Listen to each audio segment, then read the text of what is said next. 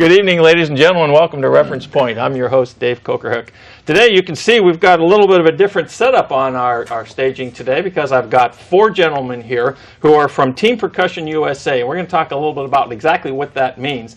I want to have them tell you what Team Percussion USA is about, but I'm going to introduce these guys first so you know who they are and what they do for this organization, and then we're going to start diving into it. So, first here in this fantastic red sweater is Jim, now you're going to help me with this, Shanduvi.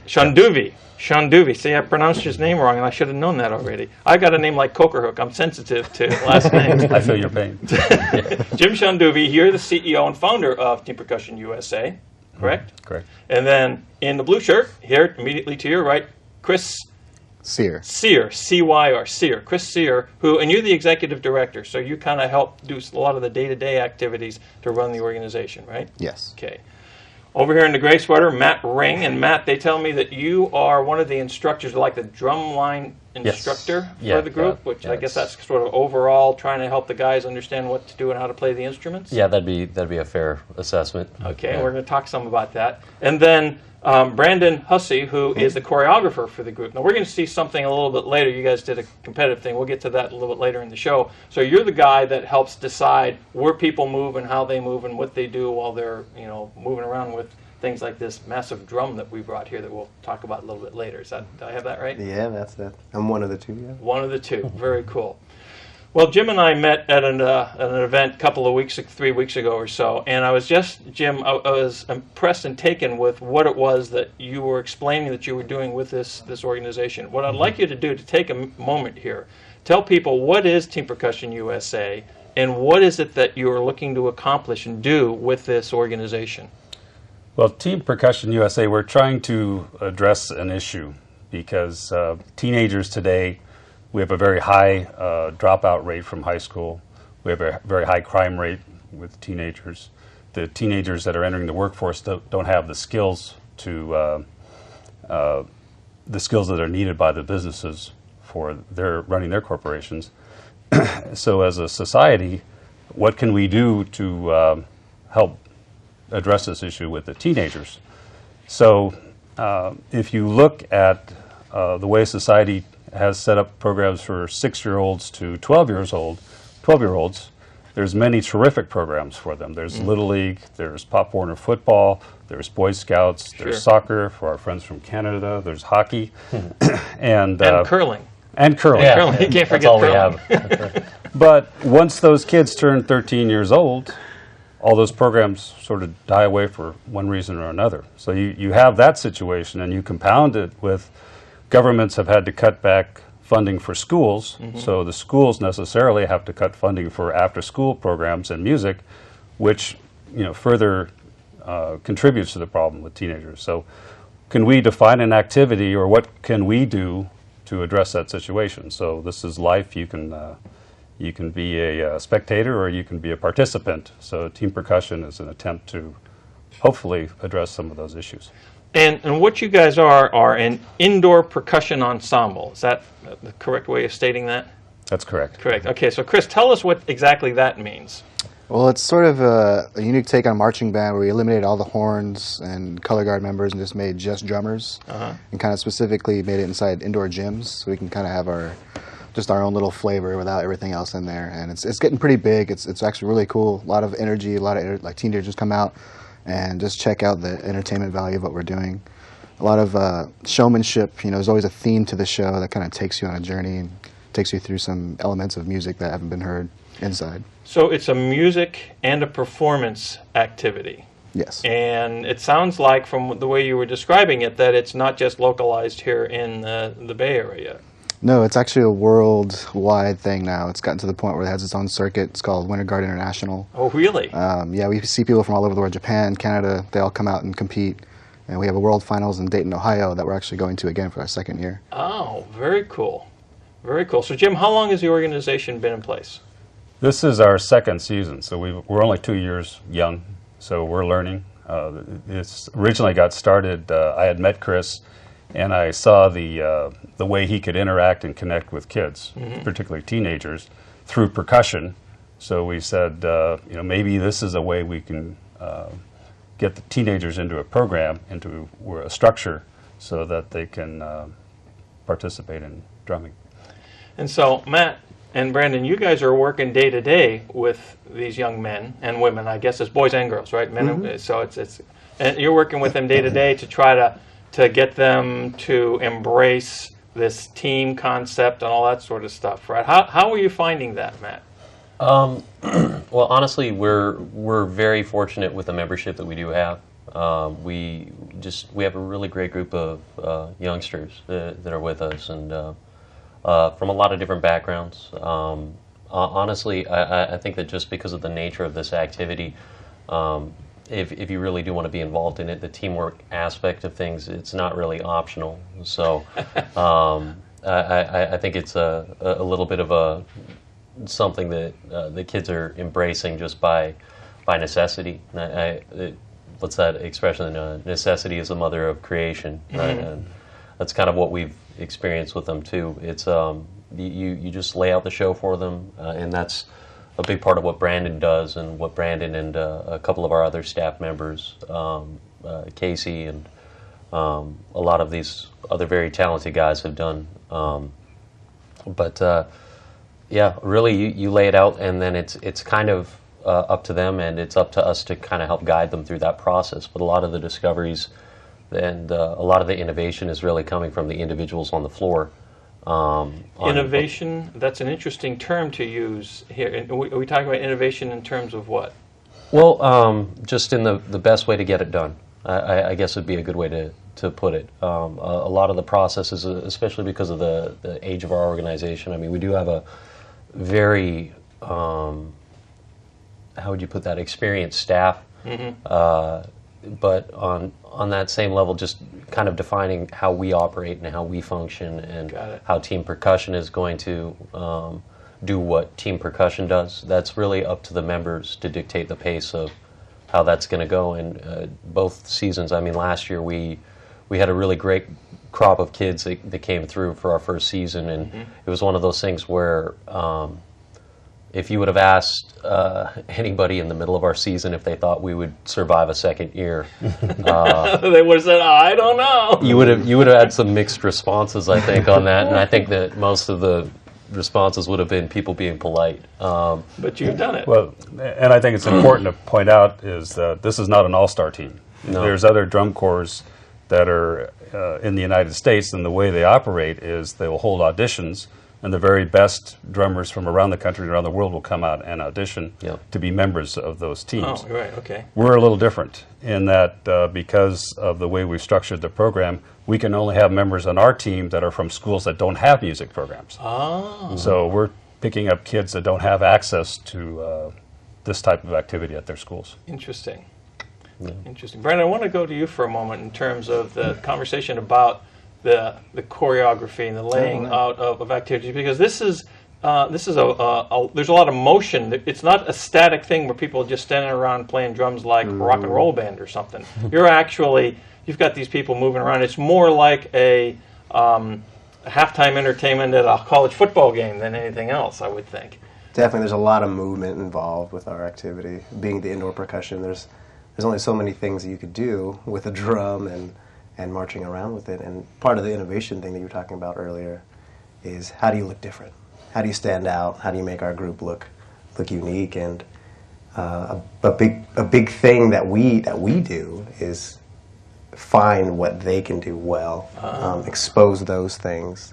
As far as performance and performing in front of people, creating that emotion definitely takes us on a larger journey into whatever music we select that season. And then through the theme that we decide with our show, which this year is still growing. We're still finding that perfect mixology of movement and music, and the choreography part definitely expands as the season goes on. So a particular performance number, how long is a particular performance number? For our division, for the class that we in, WGI works in 3 different classes. And the class that we're in, it's about a 6-minute show, 5.5-minute show. Okay, 5.5, 6-minute show. And you guys just recently did a show. Matter of fact, this past weekend, didn't you? Wasn't there a competitive event recently? Correct. We just came back from Fresno. I still have the sunburn. That's right. It was warm this past weekend. Yeah. Well, I think it would be interesting for our audience to actually get some sense of to what it is we're talking about. And I want to go to this now because we've just talked about the choreography and the movement and the integration of the music and all that sort of stuff. So I think we've got something queued up, and let's just take a look at what a little bit of what the guys did this weekend.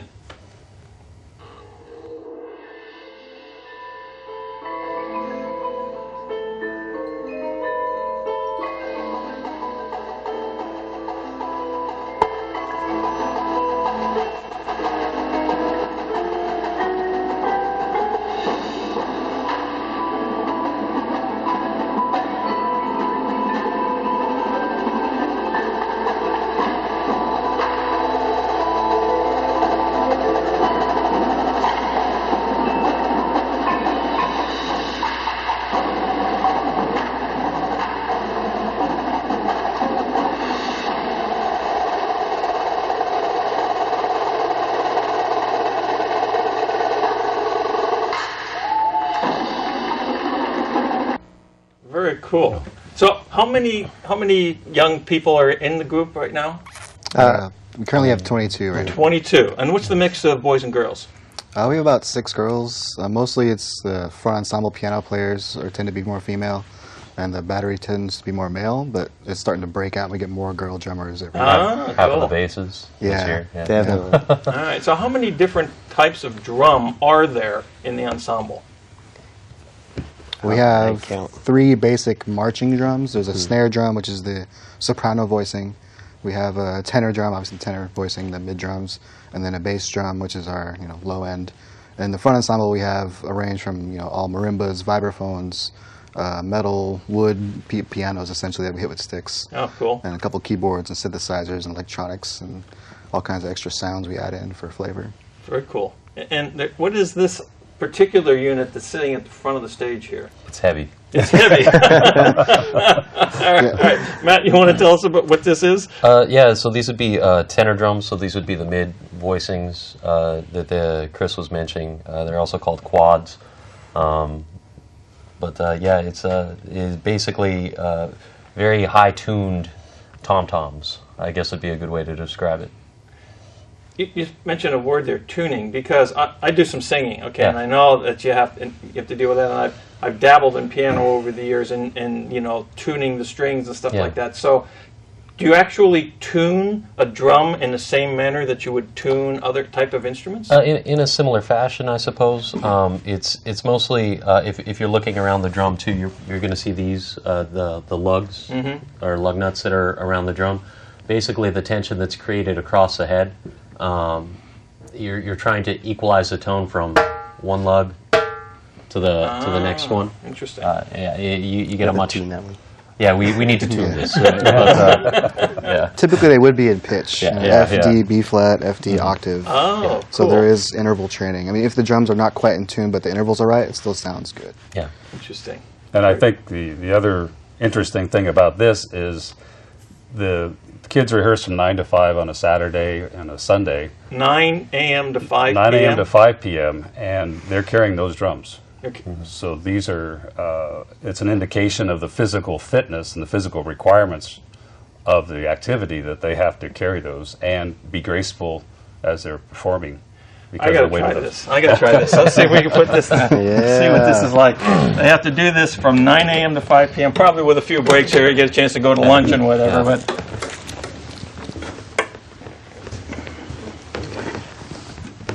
There you go. oh, how do I look? You look great. Cool.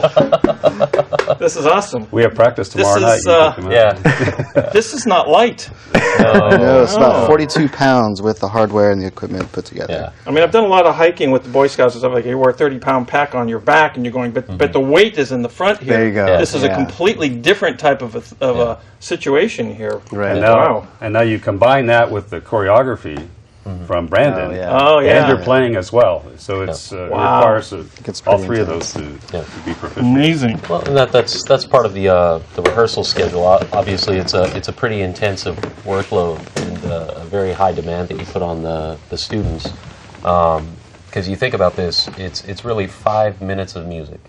5 minutes goes by like that when you're not in just your day-to-day life. Right. So You imagine the amount of time and preparation that goes into making 5 minutes work well. I totally get it. Yeah. And I mentioned to you guys before we came on to the start of the show here that I do some singing and sing with the barbershop chorus, and we've got a 40-man chorus. And preparing for a 3-minute song with 40 people to make sure that all 4 parts are, harmonious and the choreography is it's not easy. I got to give you a lot of credit on that, because that's phenomenal. And you're working with teenagers who would oftentimes rather be doing something else.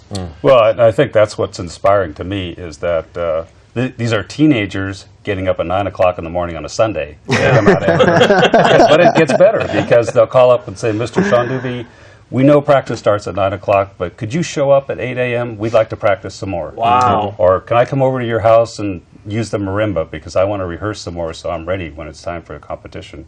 Or can I take my drums home with me and practice? So these kids are really something else. This is more than just an opportunity to play some music. Yeah. It sounds like. I mean, you're talking about young men and women who are now, I don't know how to phrase it, but that sounds like they've found something special in their life that's beyond just the opportunity to play a percussion instrument. Well, we hope so. The idea was to say, we'll get the very best instructors. These gentlemen here are the very best instructors in Northern California. We'll get you the very best instruments. So you as a student, it's now up to you. So it's how well the team will do will depend upon your work ethic, your willingness to put in the time to become proficient at these instruments, and it's up to you. Right. So you had told me at one point that part of the thing that inspired you, Jim, when you started to look at how you would put a plan like this together, was to sort of follow some of the kind of stuff that John Wooden had done with the UCLA team in terms of trying to instill in those young men that he was working with certain values and team spirit and stuff like that. So tell me a little bit about that. Well, what happened, whenever you start a new organization, whether it's a church, a company, a nonprofit, or a team, it's very important to set the culture from when the organization is first started, because if you don't define it, it will be defined for you, and you may not like the results. So we said, John Wooden was a very famous basketball coach at UCLA, and when I was 8 years old, my father took me to see him. I grew up in Los Angeles, and he brought Lou Alcindor with him. Lou Alcindor later became Kareem Abdul-Jabbar. Yeah. So I was at Westchester Park. There was Coach John Wooden and Lou Alcindor, and at the end of the evening, John Wooden handed out a piece of paper to all the kids that were there, and on that piece of paper was not instructions on how to set a pick and roll or how to improve your jump shot. On that piece of paper was something about, it was a pyramid, and in each block there was a attribute about how to live life. It's integrity, it's poise, it's friendship. It's all of these things that are required to be successful. So it was interesting, and even today, if you listen to interviews with Bill Walton, who played at UCLA, or Kareem Abdul-Jabbar, Lou Alcindor, they say, I went to UCLA, but I don't remember, what I remember about UCLA is not so much about the basketball, it's about what Coach Wooden taught me about life. And so that's what we tried to do here, is to say, if it came from me, it wouldn't have the weight that it would having someone like John Wooden there to say, this is our culture, this is how we're going to interact with others, this is how we're going to interact with the kids, and this is what we expect from our staff. So Chris, how are the young men and women responding to this kind of a concept? Oh, it's amazing. The turnout's been growing exponentially. Every time we go to rehearsal, there's new kids coming out, checking out what we're doing. Some kids have just embraced it completely to the point where their lives have changed, from video games to getting off their butts and going out and doing some physical activity. And that's amazing to watch, to see the transformation in the kids and to see the looks in their faces when they win first place for all their hard work. And it's just been an amazing experience so far for them. And for us as a staff to see them grow, it's been very fulfilling.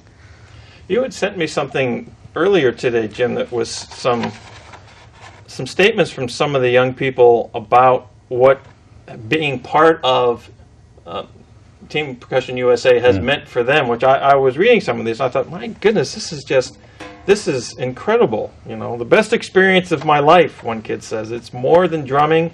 I have learned things about life through this group that I will always live by. Not only that, but I have met some really great people and consider this group my family. That's pretty powerful. These are teenagers. Yeah. So it's a tribute to the staff, because these are the gentlemen that they look to for role models and mentors. So how did you guys get involved in this type of activity? I slipped, I tripped. I had to find an elective, so I took band. Oh, okay. With me, Yeah. actually, a gentleman came to my school recruiting for a small Division II drum corps in Canada.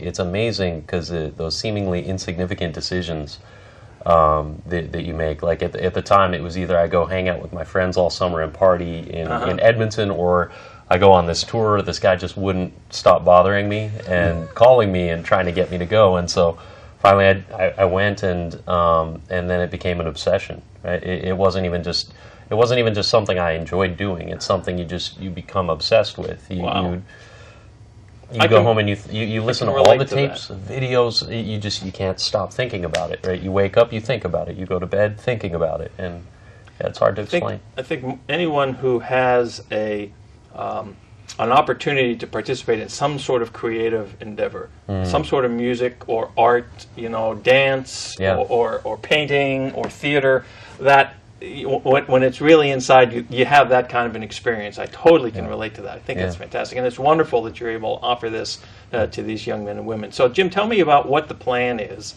for this group moving forward, and what you're hoping to accomplish with this activity. Well, as I said initially, the issue is about teenagers, and what can we do as a society to help teenagers become the best citizens that they can.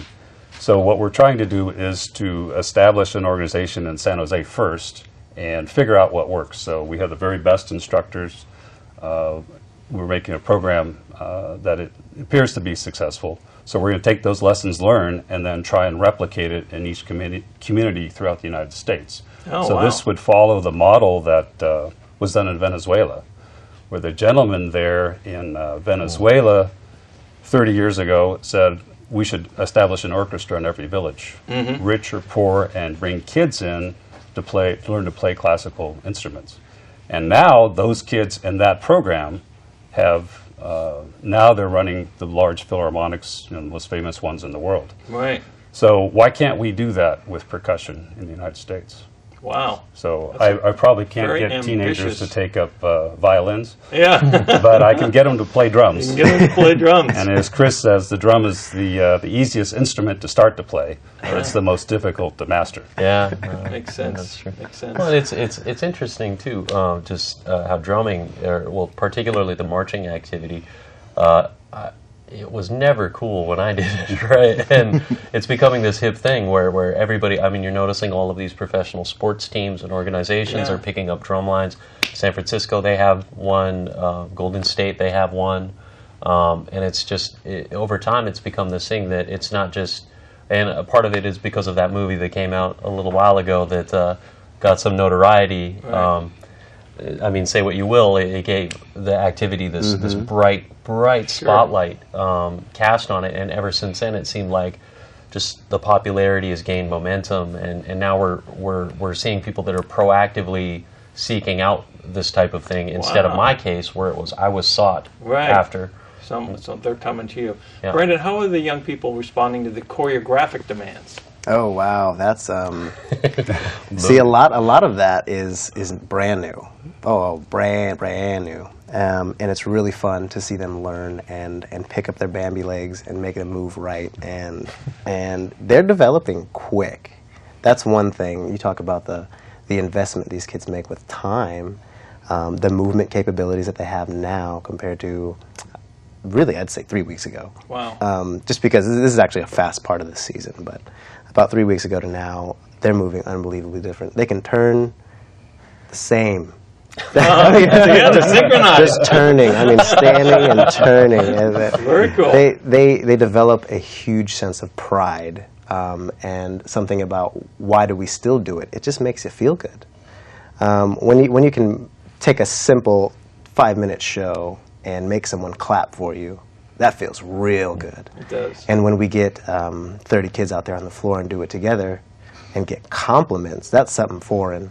So when they start moving their bodies, which they're already teenagers and they're already worried about how they look, and someone claps about what they did because of how they looked, oh, that's special. That's huge. That's very cool. That's boosting morale in places they've never felt before. Oh, yeah. So, yeah, it's self-esteem goes way up. definitely. Yeah. That's very cool. That's a testament to the visual staff's teaching ability because they teach them through technical formal ballet. Yeah. They learn passes, tiers, all the positions that you would receive in a ballet class we teach for drumming. So we have a reference point that's compatible sense with the rest of the world of dance. Because that's the basics for any of the motion that you would have to do. Because, you're going to go up, you're going to down, you're going to turn left, right, you're going to pivot. Yeah, it's very fun. cool. And just, this is an indication of how good these guys are, is because, like I said, we're not an all-star team. So some of our members of our team this year hadn't played the drums before.